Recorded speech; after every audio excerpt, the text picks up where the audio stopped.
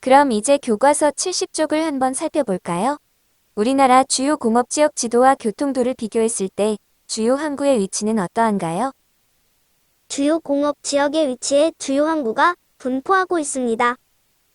그렇죠. 그럼 왜 주요 공업지역과 주요 항구가 가까이 있는 걸까요? 생산에 필요한 원료를 항구로 운반하기 때문이 아닐까요? 네, 맞습니다. 항구의 위치와 주요 공업도시의 위치가 어느 정도 일치하고 있다는 것은 공업도시에서 필요로 하는 원자재를 항구를 통해 들여오기 때문이겠죠. 그럼 생활권이 넓어졌다는 말이 무엇을 뜻하는지 혹시 알고 있나요? 통학, 통근 등 사람들의 생활 범위가 넓어졌다는 것을 말합니다. 교통이 발달해서 짧은 시간 동안에 먼 곳까지 이동할 수 있다는 것을 뜻합니다. 네, 그렇습니다. 생활권이 넓어지면 과거에 비해 같은 시간 동안 더 많은 활동이 가능하겠죠. 그럼 교통이 발달하면 산업에 어떤 영향을 미치는지도 얘기해 볼까요? 원료, 운송 시간과 비용이 줄어듭니다. 네, 맞습니다. 그리고 교통이 발달할 경우 지역과 지역 간의 연결이 더욱 원활해져서 교류가 활발하게 이루어진다는 점도 긍정적인 변화라고 볼 수 있겠습니다. 그럼 이어서 76쪽 교통의 발달로 달라진 사람들의 생활 모습을 살펴보도록 하겠습니다. 지연이의 일기를 보고 교통의 발달로 사람들의 생활이 어떻게 달라졌는지 살펴봅시다. 지난주에 우리 가족은 친척이 살고 있는 강릉에 다녀왔다. 부모님께서 옛날에는 버스나 승용차로 대관령 고개를 넘어서 다니느라 오랜 시간이 걸렸다고 하셨다. 그리고 눈이 많이 오는 날에는 고갯길이 미끄럽고 위험해서 갈 수가 없었다고 하셨다. 그런데 이번에 우리는 고속철도를 타고 서울에서 강릉까지 2시간 안에 갈 수 있었다. 아버지는 아침에 제주도에서 열리는 회의에 가셨다가 저녁에 비행기로 양양공항을 통해 강릉에 오셨다. 마치 평소처럼 아침에 회사에 갔다가 돌아오신 것 같았다. 이틀 동안 강릉에서 친척들과 즐거운 시간을 보내고 돌아왔다.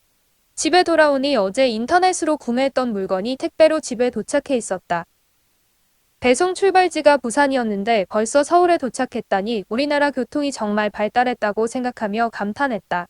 짧은 시간 안에 우리나라의 이곳저곳을 다닐 수 있다는 것이 신기하고 우리나라가 마치 작은 마을처럼 느껴졌다. 잘 보았죠? 지연이의 일기에서 교통의 발달로 사람들의 생활이 어떻게 달라졌는지 찾아볼까요? 옛날에는 버스나 승용차를 타고 이동해서 시간이 오래 걸렸는데 고속철도가 생겨서 이동 시간이 줄어들었다고 하였습니다. 그리고 비행기를 타고 국내의 여러 지역을 하루에 이동할 수 있게 되었고 택배 배송 시간이 짧아졌다는 점도 교통의 발달로 달라진 모습입니다. 네, 모두 잘 찾았네요. 그럼 두 번째 문제입니다. 교통이 발달하면서 달라진 모습을 일상생활 속에서 찾아 친구들과 이야기해 볼까요? 짧은 시간에 먼 거리를 이동할 수 있게 되었고 전국이 도로, 철도 등으로 연결되어 이동이 편리해졌습니다. 미래에는 교통의 발달로 우리나라의 국토와 사람들의 생활이 어떻게 변화할지 상상해 써봅시다. 지금보다 더 짧은 시간에 먼 곳까지 이동이 가능해질 것 같습니다. 도 경계를 넘나들며 출퇴근이나 통학을 할 수 있을 것 같습니다. 예를 들어 경기도에 살지만 대전으로 출퇴근을 하고 수원시에 살지만 서울로 학교를 다니는 일 등이 훨씬 쉬워질 것 같습니다. 네, 아주 잘 말해주었습니다. 미래에는 지금보다 더욱 교통이 발달하여 땅이나 물 위에서뿐만 아니라 하늘에서 움직이는 드론 택시 같은 교통수단이 추가될 예정이어서 더욱 빠른 이동이 가능할 것으로 예상됩니다.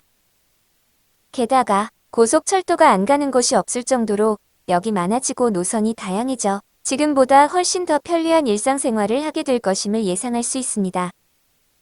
그럼 오늘 배운 우리나라 교통 발달의 모습을 하준이가 정리해 볼까요? 교통이 발달하면서 사람들이 느끼는 국토의 크기가 상대적으로 작아졌고 생활권은 더욱 넓어졌습니다. 네, 핵심적인 내용을 잘 정리하였네요. 교통의 발달로 국토가 좁게 느껴진다는 것은 그만큼 이동이 빨라졌기 때문에 먼 거리도 가깝게 느끼기 때문이겠죠. 그리고 이제는 일일 생활권을 넘어서 반나절 생활권이 되고 있으므로 생활권이 더욱 넓어졌다고 할 수 있겠습니다. 그럼 오늘 수업은 여기까지 하도록 하겠습니다.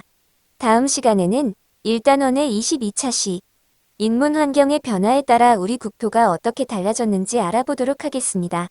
여러분, 오늘도 수고 많으셨습니다.